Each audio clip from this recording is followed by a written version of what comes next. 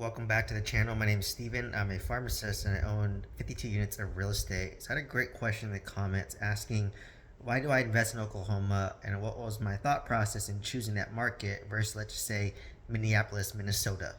So for those of you who follow me, I own a 26 unit in Oklahoma and a 20 unit in Oklahoma, but I want to go more broad and give my criteria, specifically how I choose a market. So for me personally, this is how I choose my real estate investing market that makes sense for me. So overarching theme is you want to invest in an area where you have an unfair advantage, right? And everyone has different unfair advantages, right? Like for me, I live in California, so in a weird way, that's an unfair advantage. But because real estate prices are too high, I decide not to continue to scale in California for now, but to go out of state. So for me, I personally like to invest in areas under the Sun Belt. So if you were to draw a smiley face across the U.S. map, whatever's below that, that's the Sun Belt. And for me, I choose that because I don't want to deal with snow. I don't want to deal with bursted pipes. I don't want to deal with shoveling snow. And I'm an ignorant Californian, right? Like I never deal with snow. So for me, that's not within my personal comfort zone. So for me, I like to invest in areas under the Sun Belt.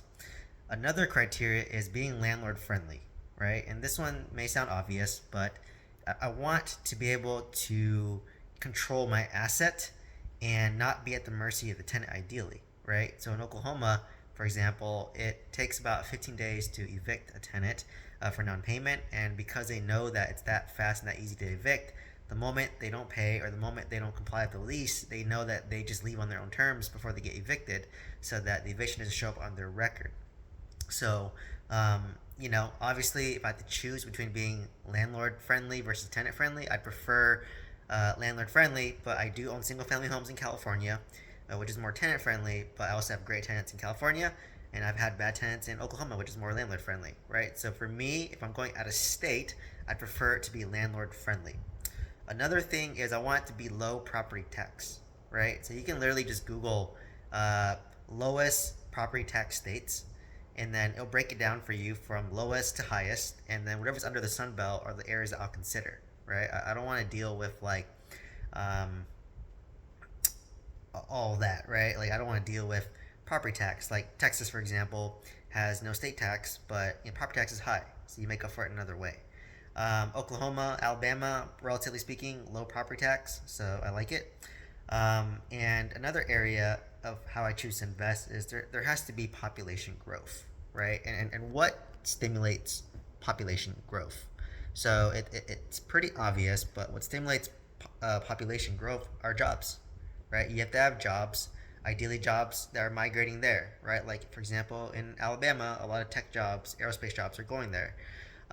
So if there's more jobs, there's more population growth, there's more rental demand, and if there's rental demand, that's when you can start to raise your rents organically over time and have that natural market rent increase over time, right? Like in an area like Mississippi, there's negative population growth because and this is generally speaking, um, but there's negative population growth. There's not that many jobs there. People are net migrating out of Mississippi, right? So in that area, it'd be risky to own an apartment because if there's no rental demand, you have lower occupancy, higher vacancy. Your rents are going to go down, and you're not going to attract the quality tenants that you want, right? So these are kind of some things that I look at when investing.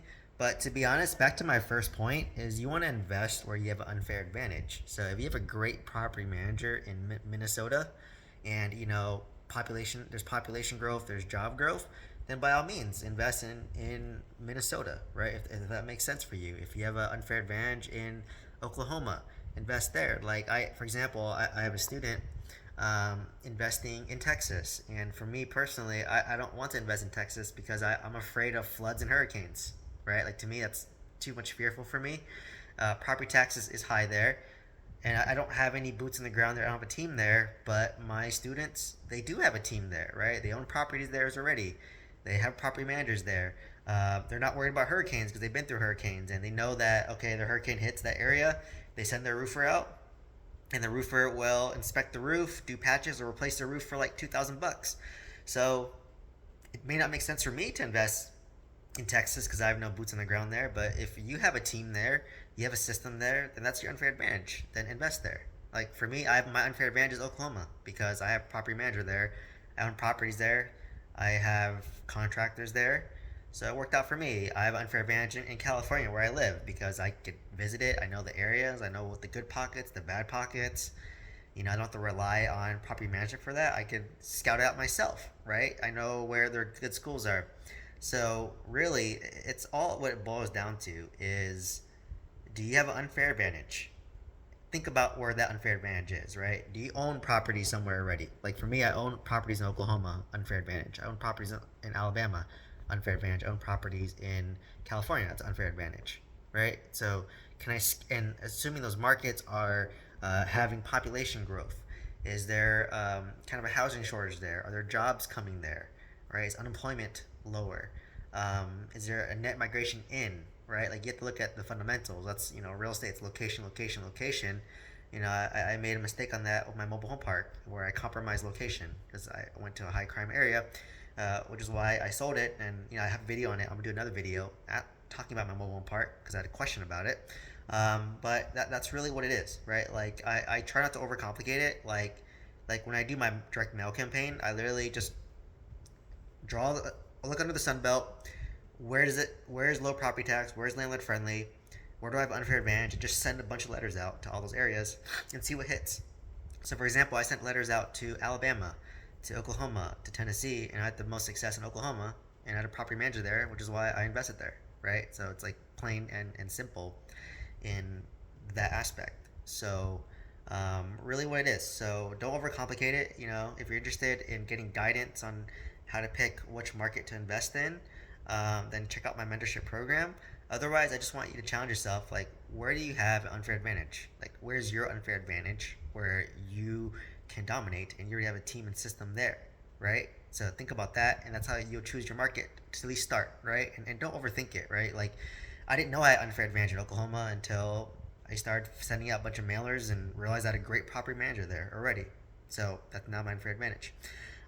So let me know if any questions. Let me know how you pick your market to invest in out of state. I'm curious to know what your criteria is and if you agree or disagree with any of my criteria.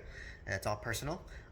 So please share that, and please let me know any questions. Like, comment, subscribe, and share this video with somebody who's struggling to find their market. Hope to see you in the next one. Thank you.